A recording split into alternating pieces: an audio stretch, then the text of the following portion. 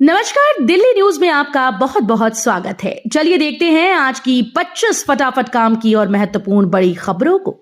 पर इससे पहले वीडियो को लाइक करना बिल्कुल न भूलें। आपदा प्रबंधन कर्मियों का वेतन 100% तक बढ़ा, रेखा सरकार का बड़ा फैसला। आपदा प्रबंधन से जुड़े कर्मियों के लिए एक बड़ी राहत की खबर निकलकर सामने आई। रेखा सरकार ने उनके वेतन में 100% तक बढ़ोतरी का फैसला किया। सरकार का कहना है कि आपातकालीन परिस्थितियों में काम करने वाले कर्मचारियों की जिम्मेदारियों और सेवाओं को देखते हुए ये निर्णय लिया गया। वेतन वृद्धि से हजारों कर्मियों को सीधा लाभ मिलेगा और उनका मनोबल भी बढ़ेगा।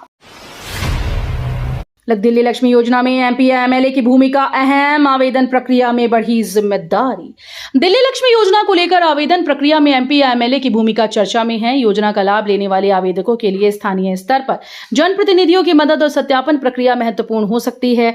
पात्रता जांच, दस्तावेजों की पुष्टि और आवेदन से जुड़ी जानकारी उपलब्ध कराने में उनकी भूमिका सहायक मानी जा रही है। हालांकि लाभ पाने के लिए सभी जरूरी दस्तावेज और सरकारी नियमों को पूरा करना अनिवार्य होगा।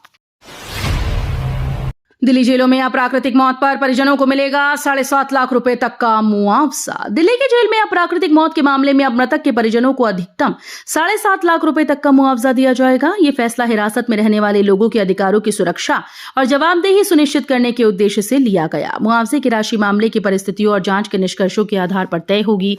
अधिकारियों का कहना है कि इस व्यवस्था से पीड़ित परिवारों को आर्थिक सहायता मिलेगी।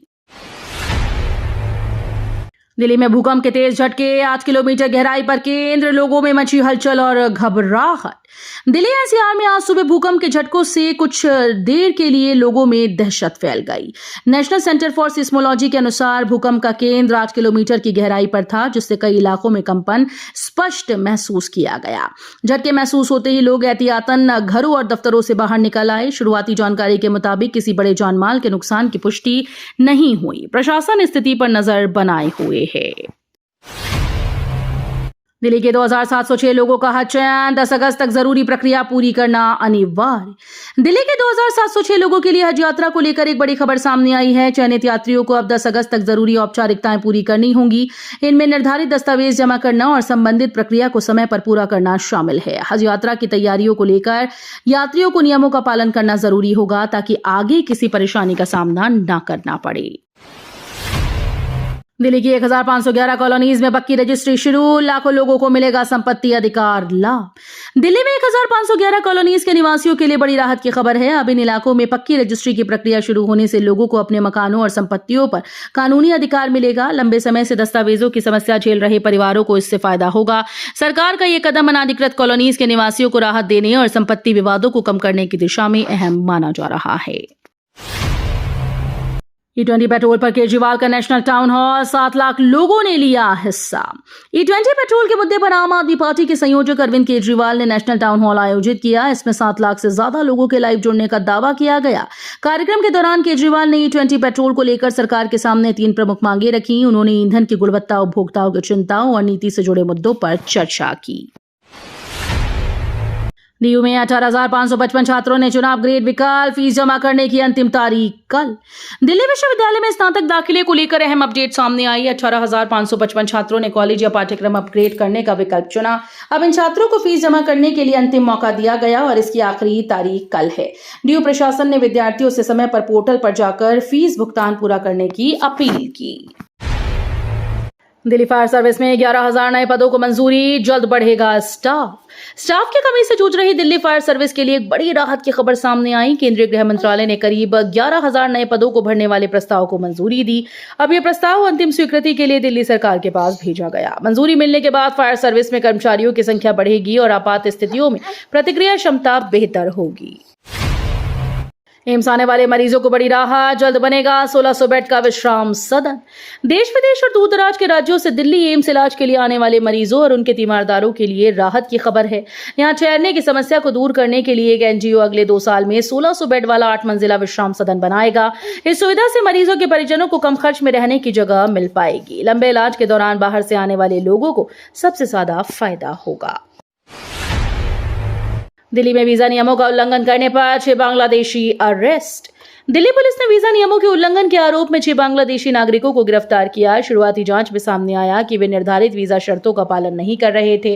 पुलिस उनकी पहचान, दस्तावेजों और भारत में रहने की अवधि की विस्तार से जांच कर रही है। अधिकारियों का कहना है कि विदेशी नागरिकों से जुड़े नियमों का सख्ती से पालन कराया जाएगा। दिल्ली पुलिस कमिश्नर का बड़ा एक्शन, 2 दिन में 40 एसएचओ का तबादला। दिल्ली पुलिस में बड़े प्रशासनिक बदलाव के तहत पुलिस कमिश्नर ने 2 दिनों के भीतर 40 एसएचओ के तबादले कर दिए। इस फैसले के बाद पुलिस महकमे में हलचल तेज हो गई। अधिकारियों का कहना है कि ये कदम कानून व्यवस्था को प्रभावी बनाने और पुलिसिंग में जवाबदेही बढ़ाने के उद्देश्य से उठाया गया। नई तैनातियों के साथ संबंधित थाना क्षेत्रों में जिम्मेदारियां भी बदल गई। दिल्ली में सेकंड हैंड कार खरीदने बेचने वालों पर पुलिस की सख्त निगरानी। दिल्ली में सेकंड हैंड कारों की खरीद बिक्री अब पुलिस की विशेष निगरानी में है। इसका उद्देश्य चोरी की गाड़ियों, फर्जी दस्तावेजों और अपराध में इस्तेमाल होने वाले वाहनों पर रोक लगाना है। पुलिस डीलर्स और खरीदारों से वाहन के कागजात, मालिक की पहचान और ट्रांजैक्शन की पूरी जानकारी सत्यापित करने की अपील कर रही है। अधिकारियों का कहना है कि नियमों का पालन करने से कानूनी परेशानियों से बचा जा सकता है। दिल्ली एनसीआर में प्रदूषण पर सख्ती, नियम तोड़ने वाली 17 निर्माण परियोजनाओं पर हुई बड़ी कार्रवाई। दिल्ली एनसीआर में बढ़ते वायु प्रदूषण को नियंत्रित करने के लिए प्रशासन ने सख्त कदम उठाए। प्रदूषण नियंत्रण नियमों का उल्लंघन करने वाली 17 निर्माण परियोजनाओं पर कार्रवाई की गई। जांच के दौरान धूल नियंत्रण, निर्माण सामग्री को ढकने और अन्य पर्यावरणीय मानकों की अनदेखी सामने आई। अधिकारियों ने संबंधित परियोजनाओं के खिलाफ नोटिस जारी करते हुए आवश्यक कदम उठाने के निर्देश दिए। बारापुला फेज 3 कॉरिडोर से मयूर विहार से एम्स का सफर 20 मिनट में होगा पूरा। दिल्ली वासियों के लिए बारापुला फेज 3 कॉरिडोर बड़ी राहत लेकर आ रहा है। इसके शुरू होने के बाद मयूर विहार से एम्स तक का सफर महज 20 मिनट में पूरा किया जा सकेगा। इस परियोजना से पूर्वी और दक्षिणी दिल्ली के बीच कनेक्टिविटी बेहतर होगी और ट्रैफिक जाम में कमी आने की उम्मीद है। मयूर विहार, सराय काले खां, लाजपत नगर, डिफेंस कॉलोनी और एम्स के आसपास के इलाकों के लोगों को सीधा फायदा मिलेगा। दिल्ली की गलियों में अवैध ईवी चार्जिंग का खतरा, सुरक्षा नियमों की अनदेखी से बढ़ा हादसों का डर।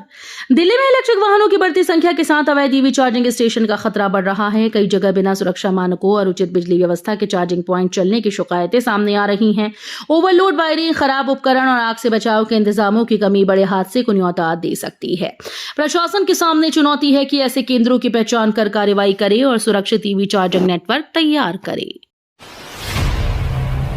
दिल्ली में 5000 से ज्यादा एटीएम असुरक्षित, सुरक्षा व्यवस्था पर उठे बड़े सवाल। दिल्ली में एटीएम सुरक्षा को लेकर चिंता बढ़ गई। रिपोर्ट के मुताबिक 5000 से ज्यादा एटीएम असुरक्षित स्थिति में हैं। इनमें से 2000 से अधिक बूथों पर न तो सिक्योरिटी गार्ड मौजूद है, न शटर लॉक की व्यवस्था। सुरक्षा मानकों की कमी से चोरी और अन्य घटनाओं का खतरा बढ़ सकता है। ऐसे में एटीएम संचालक संस्थानों की जिम्मेदारी और सुरक्षा इंतजामों पर सवाल उठ रहे हैं। आईआईटी दिल्ली ने जनरेटिव एआई कोर्स के लिए आवेदन शुरू किए, युवाओं को मिलेगा नया अवसर।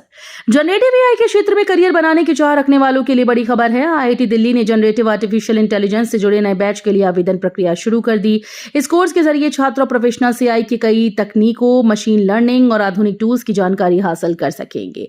तेजी से बढ़ते एआई सेक्टर में कुशल लोगों की मांग को देखते हुए ये पहल काफी महत्वपूर्ण मानी जा रही है।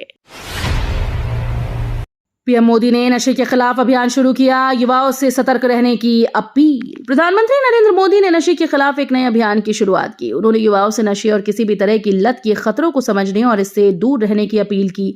पीएम मोदी ने कहा कि स्वस्थ और मजबूत भारत के निर्माण में युवाओं की अहम भूमिका है। उन्होंने परिवार और समाज से भी जागरूकता बढ़ाने का आह्वान किया।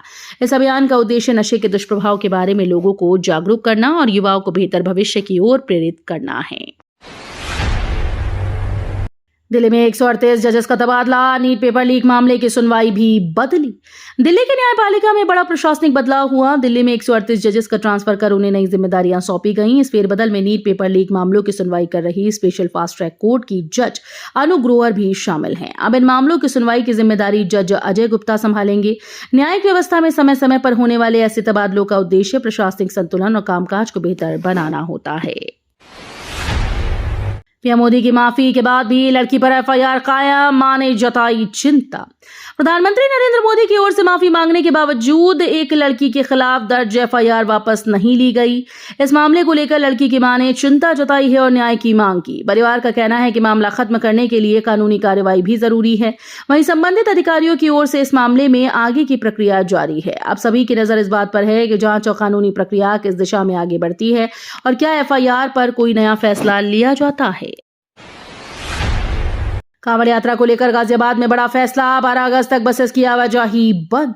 कांवड़ यात्रा के मद्देनजर गाजियाबाद पुलिस ने यातायात को लेकर नई एडवाइजरी जारी की। इसके तहत दिल्ली मेरठ रोड समेत गाजियाबाद के अंदर कई मार्गों पर बसेस का संचालन 12 अगस्त तक पूरी तरह से प्रतिबंधित रहेगा। पुलिस का कहना है कि यह फैसला कांवड़ यात्रियों की सुरक्षा और भीड़ नियंत्रण को ध्यान में रखते हुए लिया गया है।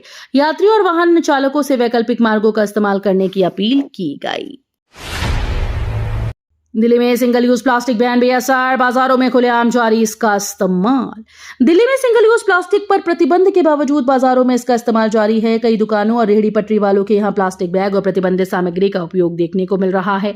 पर्यावरण संरक्षण के लिए लागू किए गए नियमों पर अब सवाल उठ रहे हैं। प्रशासन की कार्रवाई और निगरानी व्यवस्था को लेकर भी लोगों में नाराजगी है। सीएम रेखा गुप्ता ने अस्पताल का दौरा किया, मरीजों से बातचीत कर जानी समस्याएं। दिल्ली के मुख्यमंत्री रेखा गुप्ता ने लाल बहादुर शास्त्री अस्पताल का दौरा कर स्वास्थ्य सुविधाओं का जायजा लिया। इस दौरान उन्होंने मरीजों और उनके परिजनों से संवाद किया और उनकी समस्याएं सुनी। मुख्यमंत्री ने अस्पताल की व्यवस्थाओं, इलाज की सुविधाओं और मरीजों को मिल रही सेवाओं की जानकारी ली। उन्होंने अधिकारियों को मरीजों की शिकायतों का समाधान करने और स्वास्थ्य सेवाओं को बेहतर बनाने के निर्देश दिए। पूर्व विधायक नरेश बालियान को राहत, कोर्ट ने जबरन वसूली मामले में किया बरी। आम आदमी पार्टी के पूर्व विधायक नरेश बालियान को बड़ी कानूनी राहत मिली है। दिल्ली की एक अदालत ने उन्हें जबरन वसूली और आपराधिक साजिश के आरोपों से बरी कर दिया। कोर्ट ने जांच में सामने आई कमियों और इलेक्ट्रॉनिक सबूतों की विश्वसनीयता पर सवाल उठाते हुए ये फैसला सुनाया। अदालत के निर्णय के बाद नरेश बालियान को इस मामले में राहत मिल गई। तो ये थी आज की बड़ी खबरें। रोजाना ऐसे ही सबसे पहले अपडेट पाने के लिए चैनल को सब्सक्राइब करना बिल्कुल न भूलें। धन्यवाद।